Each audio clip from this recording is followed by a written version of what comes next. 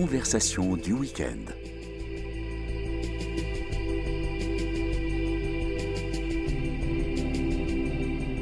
Aujourd'hui, carte blanche.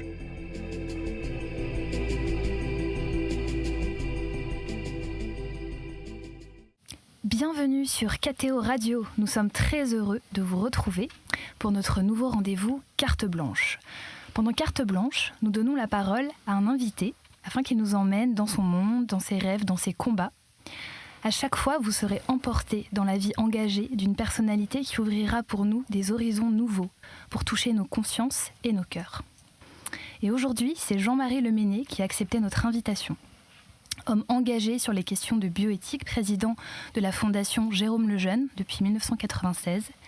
Mais c'est peut-être un peu court pour vous présenter. Comment est-ce que vous vous présenteriez vous-même, Jean-Marie Leméné ? En regardant le temps plus long, je m'aperçois que j'ai passé beaucoup de temps à la Fondation, mais aussi beaucoup de temps dans mon métier, puisque j'ai été magistrat à la Cour des comptes jusqu'au 31 décembre dernier pendant 33 ans. Et avant ça, j'avais une première carrière dans la Marine nationale pendant 13 ans. Voilà, mais je me suis occupé de la Fondation depuis la mort de Jérôme Lejeune, qui a donné son nom à la Fondation Jérôme Lejeune. Et donc je continue et je ne suis pas tout à fait inactif. Jean-Marie Leméné, vous avez proposé à 2 autres personnes de vous accompagner aujourd'hui. Alors qui avez-vous choisi ? Qui avez-vous invité ? Et je vous laisse nous les présenter.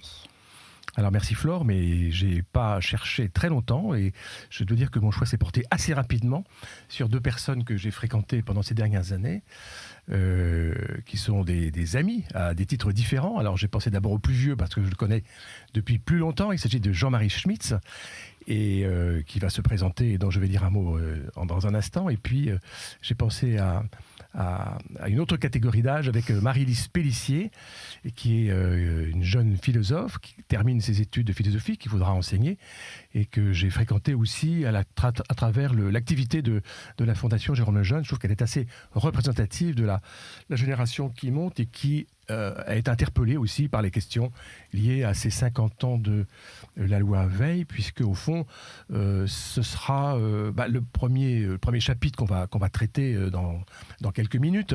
Et puis après, et dans l'enchaînement d'ailleurs, après la deuxième pause, on pourrait parler, je vous propose de parler de la question de la transmission, qui n'est pas dénuée de tout lien avec le premier sujet, parce que transmettre la vie, c'est aussi c'est tout transmettre. C'est la vie, mais aussi la culture, les valeurs, la foi, que sais-je encore.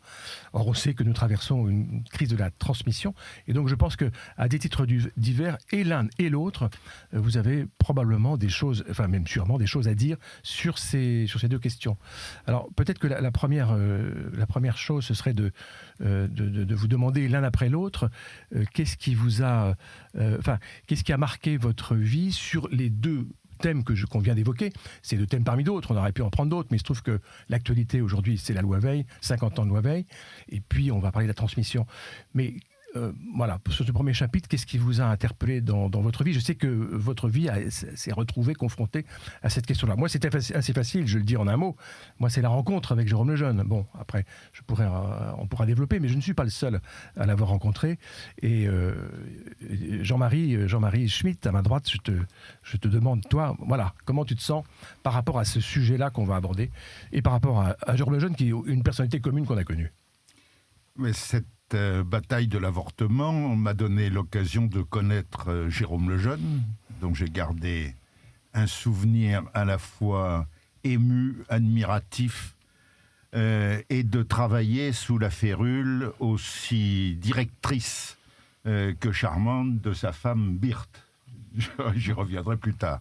Puisqu'il faut se présenter rapidement, je dirais que moi j'ai fait des études de droit, et ayant fait un diplôme d'études supérieures de droit privé, j'avais éprouvé beaucoup d'admiration pour un de mes professeurs, qui était un personnage haut en couleur, René Rodière, qui était le pape, si j'ose dire, du droit maritime et du droit des transports. Et je lui avais demandé, est-ce que je pourrais préparer l'agrégation ? Est-ce que vous m'en sentez capable ? Il m'avait répondu « Ce sera dur, mais je ne vois pas de raison de vous décourager ». Donc j'ai commencé, il fallait un 2e diplôme d'études supérieures pour pouvoir commencer une agrégation. Je l'ai entamé et puis j'ai eu à faire mon service militaire, puisque j'ai été la dernière génération à faire 18 mois de service militaire. Et je dois dire que je l'ai fait naturellement comme tout Français ayant fait son service militaire dans le meilleur régiment de l'armée française. Mais en l'occurrence, ce n'était pas tout à fait faux. C'était le 13e dragon parachutiste. Et après avoir eu la chance de diriger des garçons qui avaient à peu près mon âge, la perspective de retourner gratter les arrêts du Conseil d'État et de la Cour de cassation dans les bibliothèques m'avait passé.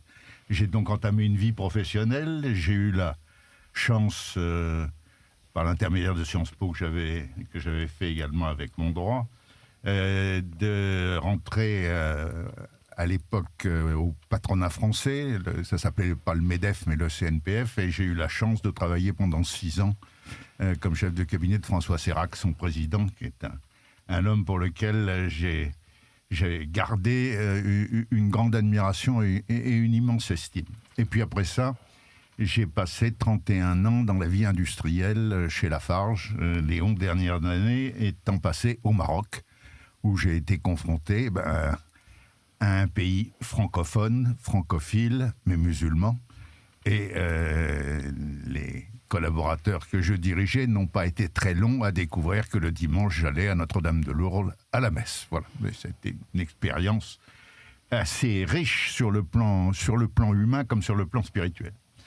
Et puis, maintenant, je suis à la retraite, une retraite dont Jean-Marie Leméné m'a sorti une première fois pour me demander de prendre la présidence de l'Institut Jérôme Lejeune, qui est la branche médicale de la Fondation, fonction que j'ai exercée pendant 14 ans, je crois. J'ai passé la main en décembre dernier. Et puis, je m'occupe aussi d'une autre de 2 autres associations, l'une qui a un petit peu à voir avec ça, parce que ça s'appelle Famille et Liberté. C'est une petite association qui travaille sur toutes les questions ayant trait à la famille et qui produit des documents qui sont d'assez bonne qualité. Je le dis d'autant plus que ce n'est pas moi qui les produis.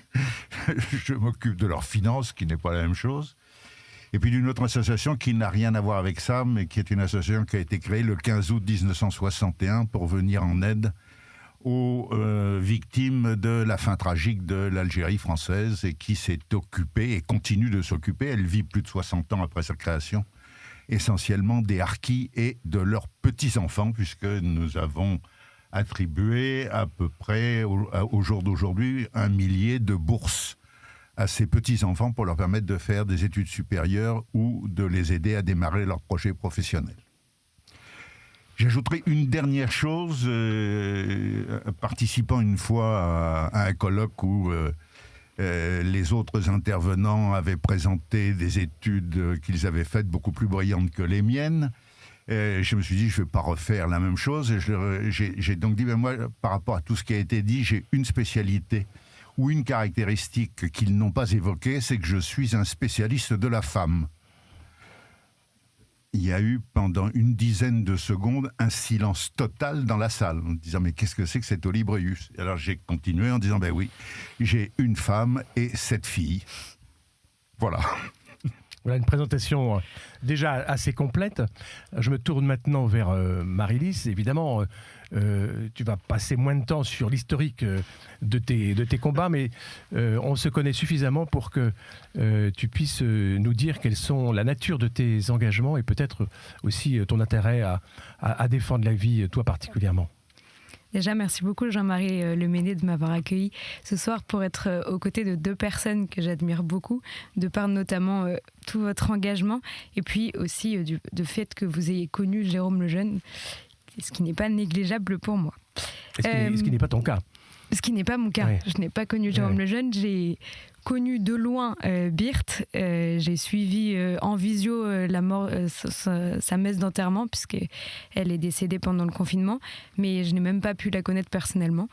Mais en tout cas, j'essaye de connaître Jérôme Lejeune de par les écrits et de vivre un peu dans sa lignée.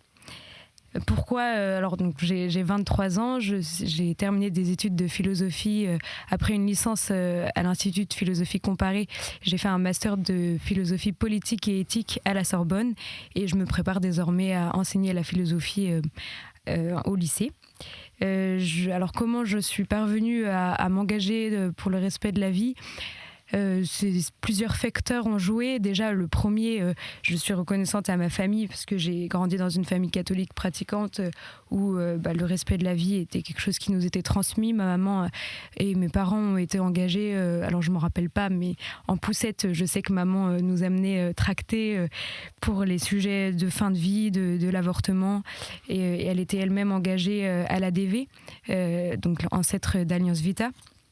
Et donc, peut-être qu'inconsciemment, déjà, elle m'avait transmis ce goût de s'engager pour le respect de la vie.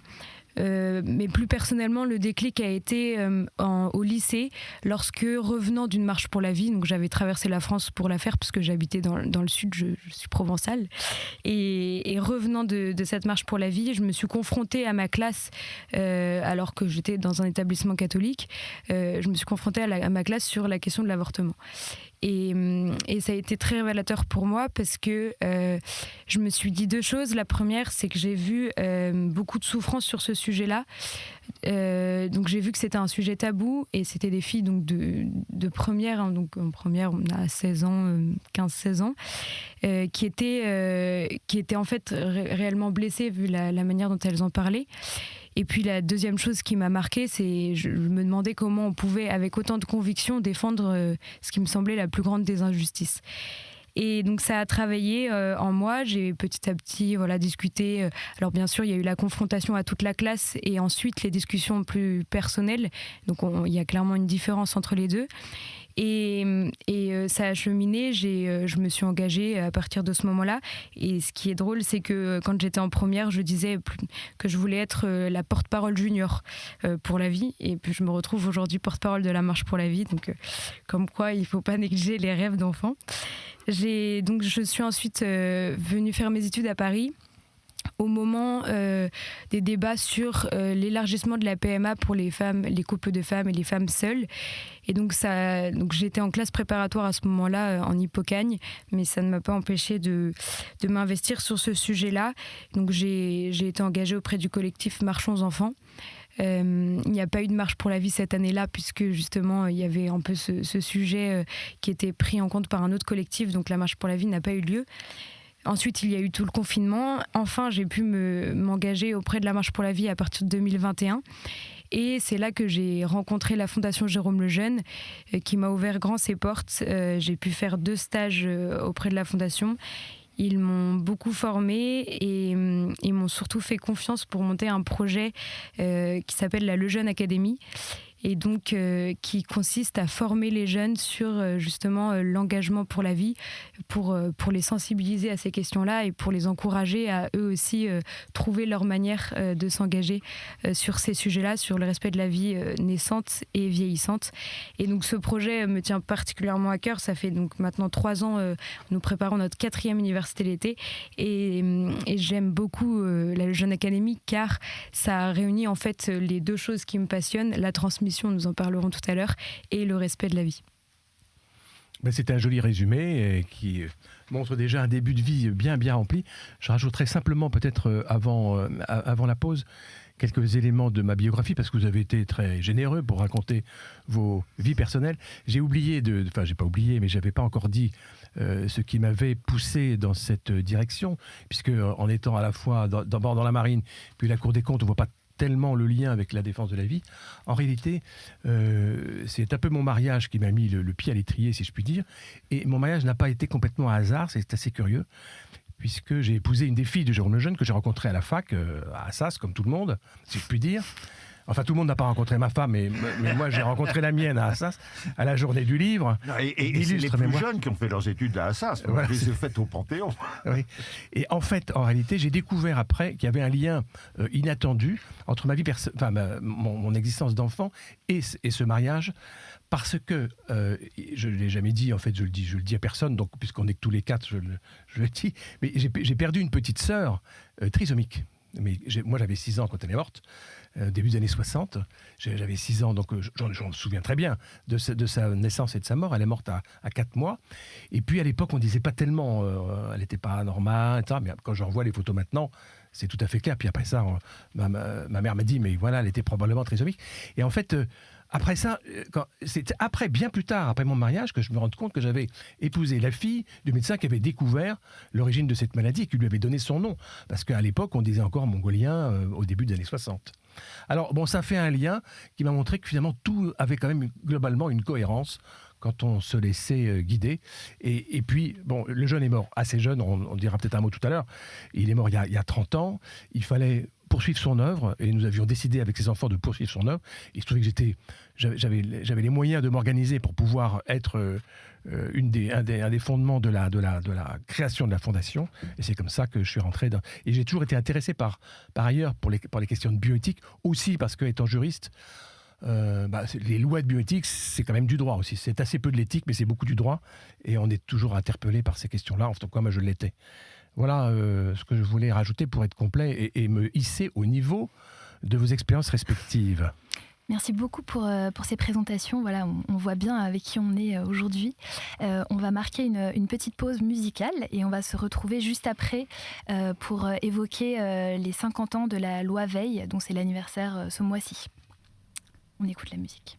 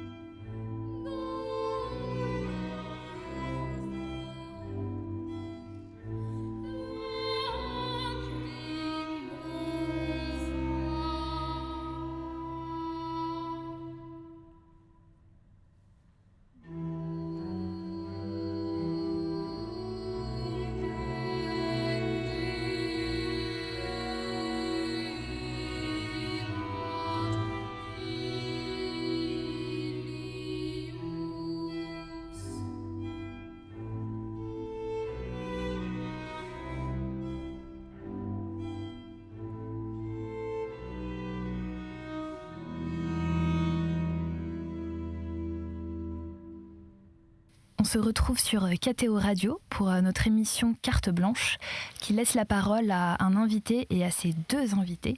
Et aujourd'hui, nous accueillons Jean-Marie Leméné qui a proposé à Jean-Marie Schmitt et à Marie-Lise Pellissier de le rejoindre.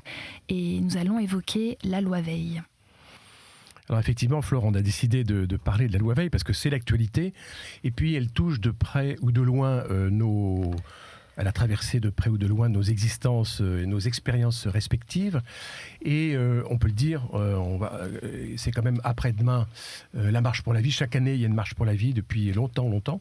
Donc c'est demain ou après-demain, en tout cas dimanche 19, la marche traditionnelle pour la vie à 14h au Trocadéro avec quelques discours. Mais ce qui serait intéressant, parce que ce ne sera probablement pas fait dans les rétrospectives et les célébrations, c'est de revenir un petit peu sur l'origine de cette loi et d'essayer d'analyser comment, pourquoi elle s'est faite et pourquoi peut-être aussi il y a toujours ce mouvement de contestation et de critique assez minoritaire, mais extrêmement solide. Puisque quand on voyage à l'étranger, tout le monde nous dit mais vous êtes en France très résistant, vous êtes un peuple de combattants, vous vous battez. Alors on se bat avec les succès qu'on connaît, c'est-à-dire ils sont peu nombreux, mais en réalité cette souche de résistance à une loi injuste au fond, elle est quand même intéressante à interroger. Et c'est la raison pour laquelle je voudrais qu'on y revienne. Alors peut-être on pourrait commencer, Jean-Marie, par te demander, toi qui as connu, alors moi j'étais assez peu dans le dispositif parce que j'étais encore adolescent, mais quels ont été les premiers ferments qui ont précédé la loi Veil dans les années 70, après la mort de Pompidou en fait. Après la mort de Pompidou et... Ça a hâté d'ailleurs la loi, la mort de Pompidou, parce que oui. Je pense que s'il était resté au pouvoir, ça ne serait probablement pas passé comme ça. Absolument, et j'avais eu avec notre ami commun Jacques Trémollet de Villers, un coup de téléphone de la directrice de cabinet de Pompidou nous demandant de venir la voir à propos de la bataille engagée sur cette loi. Et puis Pompidou est mort entre-temps et ce rendez-vous n'a jamais eu lieu. Il y a un deuxième rendez-vous qui ne s'est pas produit pour les mêmes raisons. C'est un rendez-vous que je devais avoir avec Émilien Amaury du temps où il dirigeait le Parisien Libéré et où il avait fait la une de son journal qui tirait à l'époque à plus d'1 million d'exemplaires avec l'association des maires pour le respect de la vie, des maires M-A-I-R-E-S, que nous avions monté dans la foulée de la déclaration des médecins pour le respect de la vie que Jérôme Lejeune avait rédigé avec l'aide de Marcel Clément, le directeur de l'Homme Nouveau à l'époque.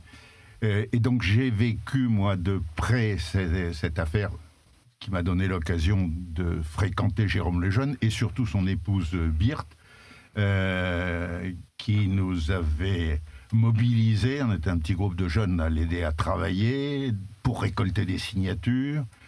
Avec mon ami Jacques Trémollet de Villers que j'ai évoqué, nous avions, avant le manifeste des maires pour le respect de la vie, monté le manifeste des juristes pour le respect de la vie, et en quelques semaines, on avait récolté 4000 noms de juristes, professeurs de droit, magistrats. Un certain nombre de magistrats, avocats, y compris en exercice, avaient signé cette pétition.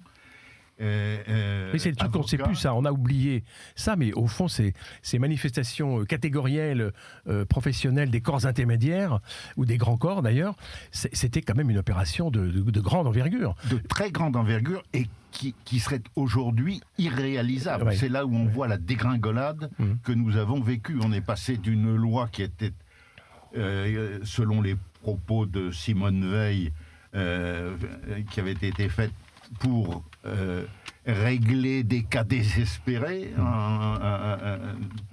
est devenu un droit, est devenu un droit fondamental de la Constitution. Mais ce que je trouve que quand tu évoques cette époque-là, ce qui me marque, c'est qu'on a assisté depuis des années à des grandes manifestations populaires sur des lois sociétales. Il y a eu l'école, il y a eu le mariage pour tous, mais jamais on a refait ces manifestations, enfin ces expressions par catégorie professionnelle, par les magistrats, les médecins, les maires. Et ça avait aussi un autre poids, un poids aussi important que de mettre 1 million de personnes dans la rue, parce que 1 million de gens comme ça, au fond, je dis pas c'est facile, mais des magistrats en exercice, c'est pas rien. Des médecins en exercice, c'est pas rien. Des maires en exercice, c'est pas rien non plus. Et on le referait plus aujourd'hui. Et j'ajouterai une dernière chose, parce que c'est quelque chose qui m'est resté dans la mémoire et qui n'est pas à la gloire de l'Église.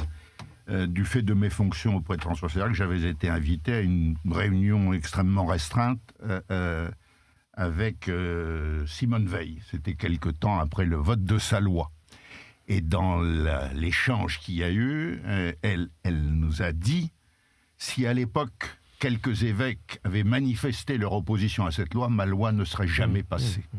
Oui, ça fait partie des heures sombres. Je crois qu'il faut... Il faut le rappeler historiquement. Après, la population française, elle est co-responsable aussi avec l'Église. Bon, comme disent les prêtres et les évêques, ils sont quelquefois mauvais parce qu'ils sont recrutés parmi les laïcs.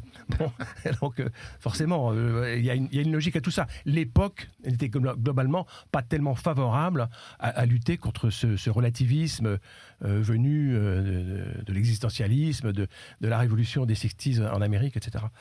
Donc c'est intéressant de revenir là-dessus. Et puis, ce que je voulais...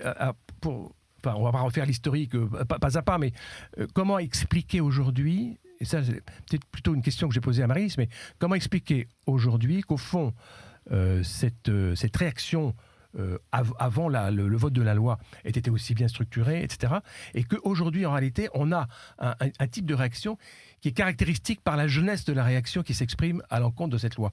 C'est-à-dire que ce n'est pas les plus vieux qui s'y opposent, mais c'est des jeunes comme toi, Marie-Lise, qui ont 25 ans ou moins, et qui n'ont pas connu l'époque d'avant, qui sont nés avec le siècle pratiquement, et qui sont vous êtes les plus radicaux sur la loi Veil, sur ses dérives, sur ses conséquences et sur son avenir, que vous n'hésitez pas à remettre en cause. Est-ce que je me trompe ?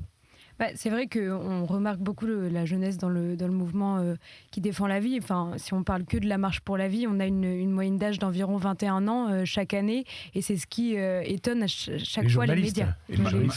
Malgré des présences comme des vieux comme nous. Ça ne fait pas baisser les moyennes. Heureusement. Ça ne fait même pas baisser les moyennes. Heureusement que vous êtes toujours là, je le dis bien souvent. Heureusement qu'il n'y a pas que des jeunes, parce que déjà les jeunes ne peuvent pas faire de dons, donc pour financer la marche, ça serait compliqué. J'ai compris le message. Non, alors souvent ce que je réponds à cette question, c'est que je pense en tout cas, et c'est ce que j'ai vu dans ma vie personnelle et à travers mes amis, je pense qu'en fait nous sommes une génération justement qui n'a pas connu le vote de la loi Veil, qui est arrivée, enfin nous sommes nés, je suis née en 2001, donc en fait il y avait déjà énormément de dérives. Enfin, la loi Veil était déjà élargie petit à petit, puisque on sait que il y a eu un élargissement des délais légaux d'avortement, etc. Donc en fait, on est arrivé dans une société, nous, où l'avortement était déjà banalisé. Mais qu'est-ce qui vous choque alors ? Et du coup, ça nous choque parce qu'en fait, on se sent complètement marginal à être contre. On nous dit que c'est que pour des raisons religieuses qu'on est contre. Bon, et quand bien même c'était le cas, on aurait quand même notre mot à dire. Mais donc en fait, on se sent bâillonné. On sent qu'en fait, on n'a pas notre mot à dire, alors que on est quand même la jeune génération. C'est nous qui allons faire, j'espère, l'avenir du pays. Donc on aimerait pouvoir dire notre avis sur cette question-là. Et je pense qu'aussi, ce qui joue, c'est le fait qu'on connaisse, en tout cas à l'âge justement, en tout cas si on prend mon âge, toute notre vie étudiante est jalonnée, si on s'y intéresse un peu, par des lois bioéthiques. Quand on regarde là, les 5 dernières années, on a eu donc la PMA en 2021, l'élargissement de la PMA en 2021, on a eu l'élargissement de l'avortement à 14 semaines en 2022. En 2023, le projet sur la fin de vie a commencé à apparaître sur le terrain. Et enfin, la constitutionnalisation de l'avortement. Donc en fait, ça nous oblige à prendre position sur le sujet. Et encore une fois, prendre position, c'est soit être pour, soit être contre. Et on ne peut pas commencer à faire des magouilles sur cette question-là. Donc moi, c'est ce que j'explique. C'est comme ça que j'explique un engagement plus ferme chez les jeunes, même si on aimerait que ça soit encore plus généralisé. Mais ces lois de transgression choquent votre classe d'âge. C'est-à-dire que, parce que vous pourriez aussi vous sentir à l'aise dans cette société totalement libérée, qui permet d'avoir une sexualité à la demande et sans lien et sans conséquence. Mais il y a quand même dans votre génération une partie qui trouve que c'est trop et que ça ne va pas, quoi. Oui, je pense que on voit bien en fait l'erreur, et je pense qu'aussi on voit la souffrance, alors pas que sur la question de l'avortement, sur la question justement de tout ça, du sexe libéré comme on dit. En fait, les jeunes aujourd'hui sont perdus. Perte de sens. Voilà. Perte de sens, perte de repères. Et quand on voit, quand on côtoie dans notre faculté ou dans notre lycée des gens qui sont en transition de genre, en fait, on se rend compte que, ça nous met en colère parce qu'on se dit, mais en fait, on leur ment, on leur fait croire qu'ils vont être plus heureux comme ça, alors qu'en fait, ça les détruit plus qu'autre chose. Donc, en fait, nous, on a envie de dire la vérité aux gens parce qu'on voit qu'ils sont pétris de mensonges et que ces mensonges-là les blessent profondément et les emmènent totalement loin de ce qui pourra les rendre heureux, parce que la vérité est liée au bien et au bonheur. Donc, Et puis il y a une chose qui touche votre génération, c'est la chute brutale de la natalité en France. Et je veux dire que cette année, on va avoir pratiquement autant de décès que de naissances. Et on voit autour de nous, que ce soit la Corée du Sud ou le Japon, des pays qui sont en train de se suicider démographiquement. Et donc cette perte de sens, cette perte de la finalité de ce que peuvent éprouver un homme et une femme pour se perpétuer a des conséquences désastreuses pour la société, ne serait-ce que sur le plan, même sans évoquer le plan affectif et familial, sur le plan de la société elle-même. Oui. Mais ça, justement, est-ce que c'est une chose qui touche... Parce que moi, ça m'est arrivé de parler de l'avortement en évoquant les conséquences démographiques de l'avortement. Et moi, je me souviens de discussions entre Jérôme Lejeune, Pierre Chonu, Foyer, Fourastier, Sauvy, tous ces gens-là qu'on a connus dans les années 70-80, qui étaient des amis de Jérôme Lejeune, du genre Académie des sciences morales et politiques, quand c'était des profs de fac. Et en fait, ils disaient, dans 40 ans, on ne pourra plus payer les retraites. Moi, je l'ai entendu, ça. Oui. Dans 40 ans, on ne pourra plus payer les retraites. Maintenant, on y est, mais c'est extrêmement rare qu'on évoque, en fait, le déficit démographique, et singulièrement, le déficit des naissances. Je trouve ça incroyable, parce que la raison pour laquelle notre système de retraite par répartition est foireux, c'est qu'il n'y a plus personne pour la payer, quoi. Et donc, c'est quand même... Mais ça touche pas votre génération, ça, honnêtement. Si, je pense que ça touche la génération. Alors, je vais faire un peu une réflexion genrée, mais j'entends beaucoup ce genre de réflexion plutôt des garçons. Par exemple, c'est le genre de discussion que je vais avoir avec mon grand frère. Ouais. C'est un argument qui revient. Des arguments assez masculins. Voilà. Bon, c'est genré. Voilà. Mais parce que je pense que nous... alors, sans évidemment faire de généralité, on peut être plus dans l'affect et du coup, dans la question de l'avortement, etc., on va plus se centrer sur l'enfant à naître et la femme, etc. Alors que l'homme cette question politique de la démographie va plus parler aux hommes. En tout cas, c'est ce que je remarque. C'est sûrement pas général, mais c'est ce que je remarque. Il y a un autre point, moi, qui me frappe, c'est qu'au début de la bataille de l'avortement, la grande question était de savoir si le fœtus était un être humain ou pas. Aujourd'hui, tout le monde reconnaît que si on ne met pas fin à sa vie, ça donnera un petit garçon ou une petite fille. Mais ça n'a plus d'importance. Ceux qui sont cohérents avec cette logique de l'avortement vous expliquent que même un petit bébé qui vient de naître, s'il est handicapé, pourquoi ne pas s'en supprimer ? Pourquoi ne pas le supprimer ? Mais c'est très important cette question-là, parce qu'il y a eu tellement de bêtises qui ont été dites et de contre-vérités. C'était une sorte de, l'expression n'est pas de moi, je ne sais plus de qui elle est, mais de canonisation du mensonge. Ah, si je me souviens, c'est Émeric Pourbet qui nous a parlé de ça l'autre jour. La canonisation du mensonge, ça a été cette entreprise de désinformation sur l'avortement incroyable pendant des années pour faire croire à ceux qui hésitaient encore, et en particulier à tous les vieux parlementaires qui étaient à l'Assemblée, qu'au fond, c'était pas grand-chose et que s'il y avait un cas de détresse, naturellement, on allait faire passer ça très vite. Et donc, on est arrivé à considérer que l'embryon et le fœtus n'étaient pas des membres de l'espèce humaine, n'étaient pas des êtres humains petits. Jérôme Lejeune disait toujours le petit de l'homme est un homme petit, ce qui est une définition assez simple, mais qui est difficile à contredire. Et au fond, moi, j'ai repris ça souvent. J'ai fait beaucoup de conférences au début de la Fondation, surtout parce qu'il fallait faire connaître la Fondation dans la France, et même à l'étranger quelquefois.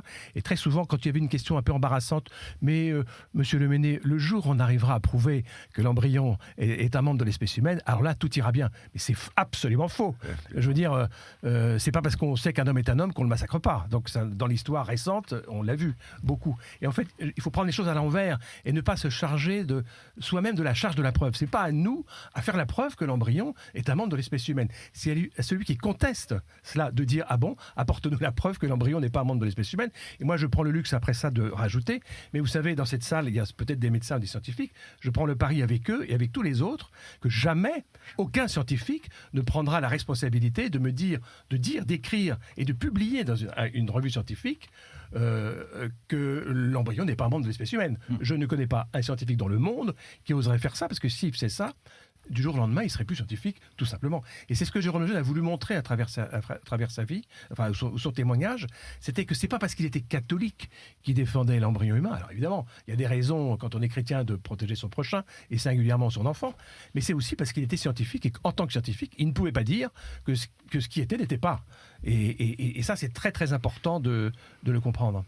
Tu as évoqué la canonisation du mensonge. Il y avait aussi la volonté de détruire ceux qui se battaient contre cette canonisation du mensonge, et en particulier Jérôme Lejeune. Moi, j'ai souvenir d'un débat à la télévision entre Lejeune et le professeur Miliez, qui, faute d'arguments, à un moment lui a dit « Oui, mais vous vivez dans vos éprouvettes, vous ne savez pas ce que c'est qu'un malade. » Alors là, pour la première fois de ma vie, j'ai vu Jérôme Lejeune en colère, en disant « Vous ne pouvez pas dire ça. Vous savez que j'ai créé à l'hôpital Necker la première consultation dédiée à ces enfants trisomiques. » Donc, je continue le débat pour répondre aux questions de ceux qui animent, là, mais je refuse désormais de m'adresser à mon contradicteur qui vient de proférer un mensonge monstrueux. Et ça, ce que tu dis est très important, parce que quand on entend les commémorations en ce moment du 50e anniversaire, il est assez facile de dire mais tous ceux qui sont opposés se sont plantés, c'est un échec, évidemment cette loi est un triomphe, c'est tellement un triomphe qu'elle est dans la Constitution. Et moi je me souviens quand même du combat de Jérôme Lejeune, et je pense que son combat n'a pas été vain, je pense que tu ne me diras pas le contraire non plus, vous ne me direz pas le contraire, mais je pense que quelque part il a permis à la médecine de ne pas perdre son honneur. Absolument. C'est-à-dire qu'il a rendu son honneur à la médecine en disant « Vous allez peut-être franchir la ligne rouge en acceptant l'avortement, mais vous ne pouvez pas franchir la barrière de la morale et de la déontologie médicale. » Et il existe une barrière, et cette barrière, c'est le devoir que nous devons de compassion à l'égard des plus faibles. Et en fait, si le geste qui consiste à supprimer un malade, que ce soit en début de vie ou en fin de vie, ce n'est pas un geste médical. C'est pas parce qu'on a une blouse blanche qu'on fait systématiquement des actes médicaux. Et lorsque vous touchez à la vie innocente, au début de la vie, ou parce que la personne est très âgée, très handicapée ou très malade, lorsque vous supprimez la vie, vous n'êtes plus un médecin et vous ne faites plus l'acte d'un médecin. Et donc je pense qu'il a rappelé qu'il y avait une frontière, et ce qui était important, c'était de rappeler qu'il y avait une frontière, même si cette frontière est franchie. Le pire, c'est de dire qu'il n'y a pas de frontière. Et c'est ce que ceux qui étaient favorables à la loi Veil ont essayé de montrer. Mais de toute façon, il n'y a pas de bébé, il n'y a pas d'embryon, il n'y a pas de fœtus, il n'y a rien du tout. C'est un amas de cellules. Non, il y a une frontière. Vous la violez, ok, mais ne dites pas qu'il n'y a pas de frontière. Et le travail de la conscience fait son œuvre.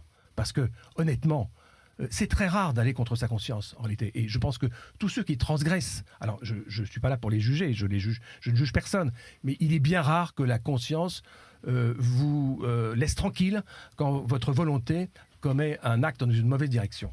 Et d'ailleurs, dans les revendications du planning familial les nouvelles revendications de cette année du planning familial, il y avait la suppression de la clause de conscience spécifique concernant l'avortement. Et l'une des explications était de dire ça donne mauvaise conscience à ceux qui pratiquent l'avortement.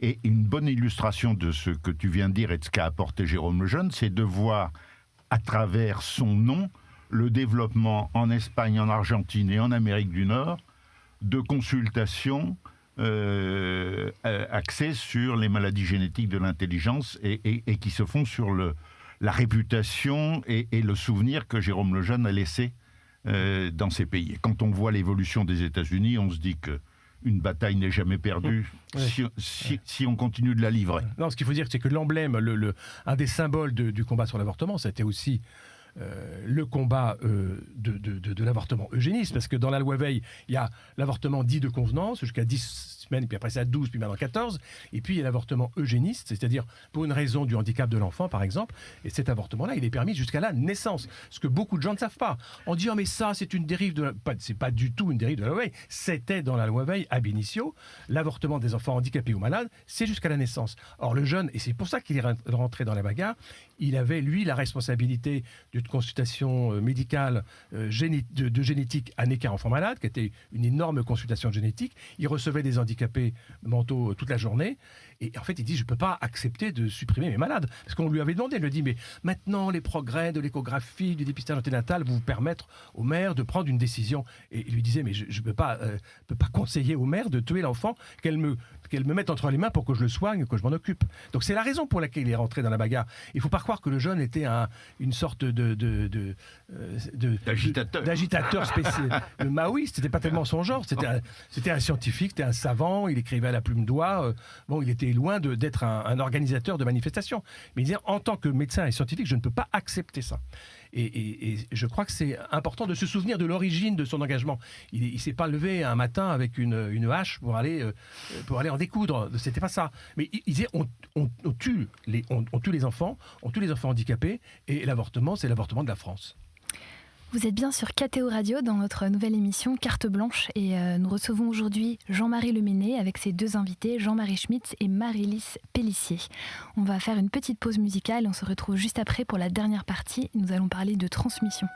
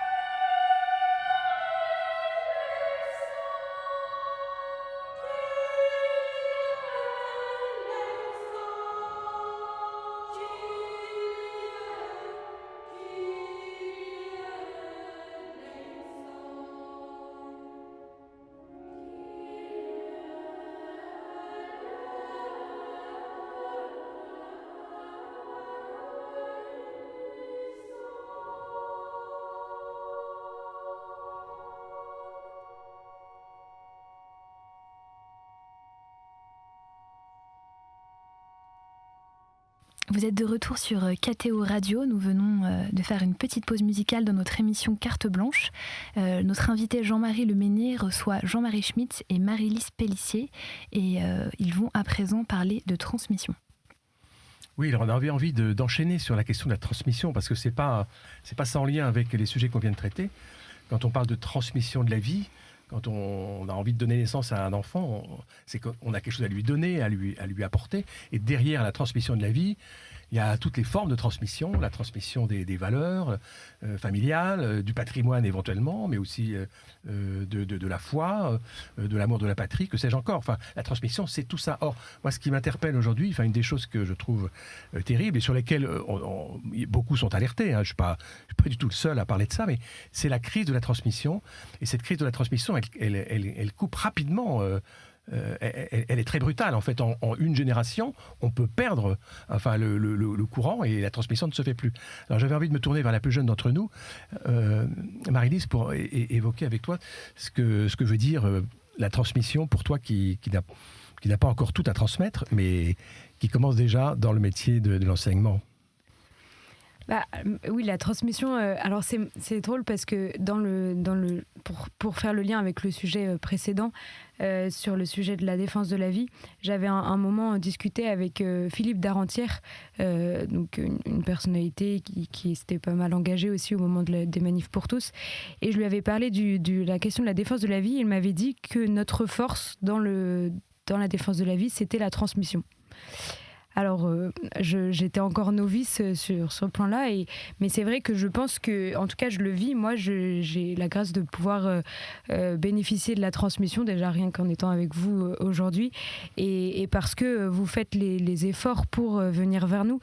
Mais c'est vrai que la crise de la transmission, alors si je regarde plus sous un regard philosophique, j'avais fait un projet de recherche sur la question de la paternité, justement toujours en lien avec cette question de la PMA pour les femmes seules, donc qui privaient les enfants d'avoir un père. Et on lie souvent la paternité à l'autorité.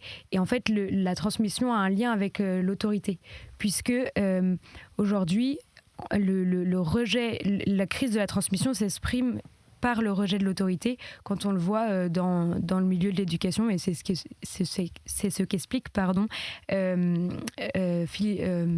Bellamy dans Les Déshérités. Mais ça a des origines. Le sous-titre de son livre est encore plus explicite, ou l'urgence de transmettre. Exactement. Mais vous pouvez. Mais alors d'ailleurs sur ce point, sur la transmission, je voulais vous poser une question par rapport à ce que nous disions tout à l'heure, puisque vous réjouissez, j'imagine, qu'il y ait beaucoup de jeunes à la Marche pour la vie, mais moi je tiens vraiment à ce qui est toujours... Enfin, je suis très admirative en fait des gens qui sont là depuis le début, vraiment.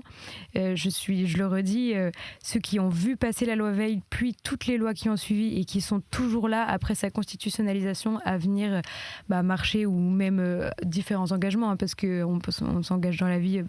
Vous êtes à la Fondation Jérôme Lejeune, vous avez plein d'engagements aussi qui protègent la vie. Donc on s'engage de différentes manières, mais du coup je voulais vous poser la question aux deux Jean-Marie. Quels sont aujourd'hui vos motifs d'espérance et qu'est-ce qui vous motive encore aujourd'hui, après tant d'années de combat, à encore vous battre? Tu veux commencer, Jean-Marie ? Pour répondre de manière lapidaire à votre question, j'ai évoqué tout à l'heure la formule selon laquelle les seuls combats qu'on est sûr de perdre, c'est ceux qu'on ne mène pas. Donc, moi, il se trouve que j'ai eu la chance d'avoir des enfants, d'avoir 23 petits-enfants. Et je vais vous raconter une petite anecdote. Il y a quelques années, nous avions emmené nos enfants. Ils étaient à l'époque beaucoup plus jeunes, puisque celle dont je vais parler avait à l'époque 12 ans, c'était ma deuxième fille. Et nous sommes allés visiter le musée San Marco, où sont exposées les fresques de Fra Angelico. Et mes filles ont bénéficié d'une excellente école qui s'appelle l'école Saint-Pédis à Saint-Cloud, des religieuses dominicaines. Et ma fille, Marie, a commencé à commenter pour ses sœurs et pour nous les fresques de Fra Angelico qu'elle avait étudiées. Et on a commencé donc avec simplement nos enfants et nous. Et quand on a terminé la visite, il y avait une quinzaine de personnes qui s'étaient agglomérées et qui étaient des adultes. Et qui sont venus me féliciter en disant « Mais vous avez une fille formidable, elle pourrait être guide à San Marco ». Et ça, c'était la transmission qui avait été assurée.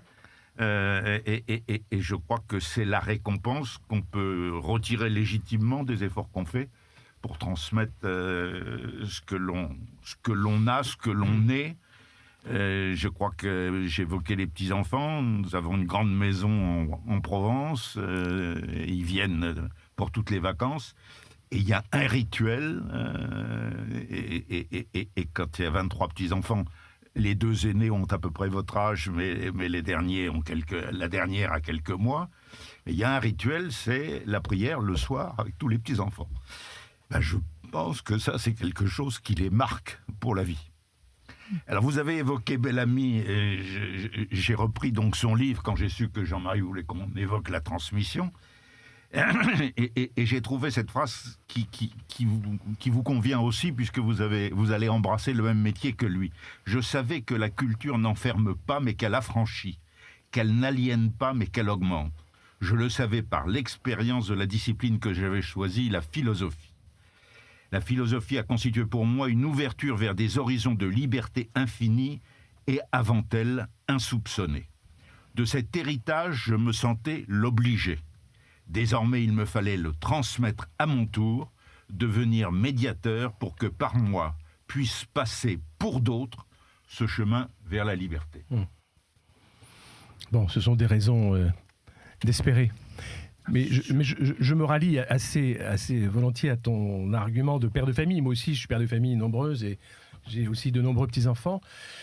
Mais je crois qu'à partir du moment où on a eu envie de donner la vie et où on donne la vie, on ne se pose même pas la question, on ne perd jamais d'espérance. En fait, moi, je n'ai jamais perdu l'espérance.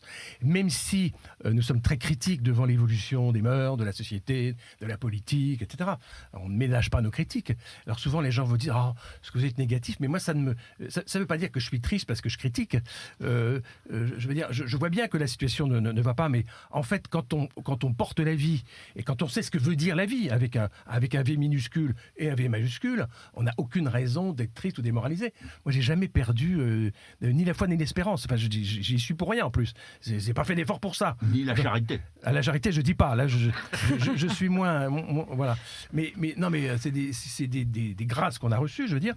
Et en fait, on n'a aucun mal à les conserver ou à les faire vivre. J'ai vu il y a quelques jours un petit article sur le général de Castelnau qui a été que Clémenceau avait surnommé le capucin botté. Il était catholique, il ne le cachait pas, et bien qu'il ait eu des rôles déterminants dans la victoire de la Grande Guerre de 14-18, il n'a jamais été fait maréchal parce qu'il était catholique. Et sur la fin de sa vie, on lui avait dit « Mais vous ne regrettez pas de ne pas avoir eu votre bâton de maréchal ?» Il dit « C'est pas là-dessus que le bon Dieu me jugera. C'est sur ce que j'aurais donné et transmis à mes enfants. » Et puis on voit tellement de personnes autour de nous qui ne sont pas libres en fait. Parce que la véritable liberté, c'est aussi de rechercher le bien.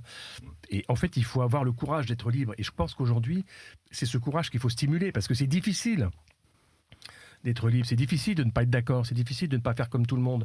Or, on voit dans bien des situations que le courage d'être libre, ça paye. Et c'est pas si difficile que ça. Mais il faut éduquer nos enfants à ça. Et moi, nous, c'est ce qu'on a fait. Mais je veux dire, c'est pas coercitif, le cadre de l'éducation. Et c'est aussi une façon d'être, de réagir et de vivre en famille qui fait qu'on se dit, on a eu la chance de transmettre ça.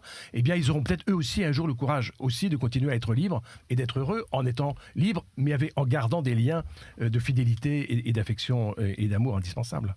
D'ailleurs, si tu n'étais pas libre, tu n'aurais pas mérité un très grand article du Monde pour expliquer que tu étais un être quasi diabolique, oui.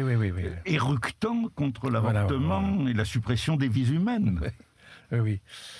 Mais ce qui est quand même une consécration pour toi. Oui, c'est sûr. Surtout que c'est pas la première. Là, je collectionne les médailles à cet égard. Ouais. Mais c'est une sorte d'hommage qui nous est rendu. Est-ce que vous considérez la jeune génération en étant ce que vous êtes dans ces combats de société, singulièrement s'agissant de celui du respect de la vie, de donner la vie à des enfants, parce qu'aujourd'hui il y a aussi une mode des no-kids, bon, pas d'enfants du tout, parce que les enfants respirent, etc. Bon, et donc ça pollue. Enfin, est-ce que vous vous considérez comme courageux ou d'une espèce différente? Comment vous vous positionnez? Parce que vous n'êtes pas non plus majoritaire sur le plan médiatique ou idéologique. Alors comment vous le vivez en fait? Moi, je pense qu'effectivement, on doit vraiment être courageux et sur tous les sujets, en fait. Déjà sur le sujet de la foi, en fait, et de notre cohérence de vie. Parce qu'avoir la foi, ça implique de rejeter finalement toute cette idéologie relativiste. Et donc, je pense que c'est notre premier combat, c'est notre vie spirituelle. Mais j'ai oublié la question exactement. Non, je voulais savoir si vous positionnez comme des résistants, si vous étiez à l'aise dans ce combat. Oui. Moi, je pense que oui, sur les No Kids, voilà ce que je retrouvais. Il y a un peu deux pensées. Il y a la pensée écologiste, qui dit il faut pas d'enfants pour la planète. Mais il y a aussi un courant qui dit on ne veut pas donner d'enfants à ce monde si pourri. Et moi, c'est un argument qui me marque vraiment parce que ça montre le manque d'espérance, le désespoir des jeunes aujourd'hui. Et on le voit d'ailleurs quand on regarde malheureusement le taux de suicide chez les jeunes. Et donc, moi, je sais que c'est vraiment un combat, je pense, que notre génération doit porter. Et c'est déjà une transmission. On apprend déjà, en fait, la transmission à notre âge, c'est l'espérance. Ouais. C'est vraiment qu'on soit des veilleurs d'espérance. Et qu'est-ce que ça veut dire d'être des veilleurs d'espérance ? Déjà, c'est de vivre le plus cohérent possible, mais surtout de montrer qu'on est heureux de vivre de cette manière-là, libre, comme vous disiez très bien, parce qu'effectivement, transmission est liée à éducation, et éduquer, c'est éduquer à devenir libre. Donc, je pense qu'on peut vraiment être des témoins en fait, dans notre société. En fait, ce qu'on peut transmettre aussi, c'est le bonheur et c'est la joie. Et ne pas transmettre, c'est ne pas faire participer d'autres à la joie de vivre et d'espérer un jour... et à la fierté d'être français. Et d'un jour guetter la vie éternelle, peut-être. Absolument. Voilà. Il y a une chose, cette question de la transmission rejoint aussi un autre problème qu'on n'a évidemment pas le temps de traiter, mais qui est celui de l'intégration des étrangers qui arrivent en France. Je suis en train de finir un livre d'un garçon, David Duquesne, qui est le fils d'une femme algérienne et d'un ch'ti. Et le livre s'intitule « Ne fais pas ton français ». Et il y a deux phrases que je voudrais évoquer de lui parce qu'elles répondent bien à ta question. « Je suis à la recherche, dit-il, de la France perdue, car sa communauté nationale ne sait plus ce qu'elle est. » Elle ne sait plus s'aimer. « Nous avions besoin de culture française, de langue française, de vivre comme nos copains, pas d'exposer sur les cultures du Maghreb. » Voilà, écoutez, cette émission se termine bientôt. J'avais envie de citer cette phrase que j'ai retrouvée de Saint-Augustin qui dit le mal est le mal, même si tout le monde le fait, et le bien est le bien, même si personne ne le fait. Et, au fond, on est aussi là pour témoigner de la vérité, et le combat n'est pas triste, et la lutte n'est pas triste, et la vie est un combat, et c'est le combat pour la vie, et la vie avec un grand V aussi. Donc merci, en tout cas, merci. Marie-Lise, merci Jean-Marie pour ces témoignages, et je rends la main et la voix à Flore. Merci beaucoup Jean-Marie Leméné d'avoir été avec nous aujourd'hui dans Carte Blanche. Merci d'avoir proposé à Jean-Marie Schmitz et Marie-Lise Pellissier d'être avec vous aujourd'hui. Merci pour tout ce temps et toute cette transmission justement que vous nous avez offerte aujourd'hui. On se retrouve le mois prochain sur KTO pour une nouvelle Carte Blanche. À très bientôt sur KTO Radio.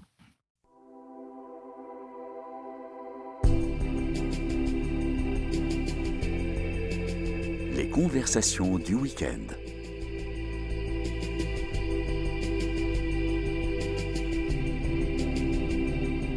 Aujourd'hui, carte blanche.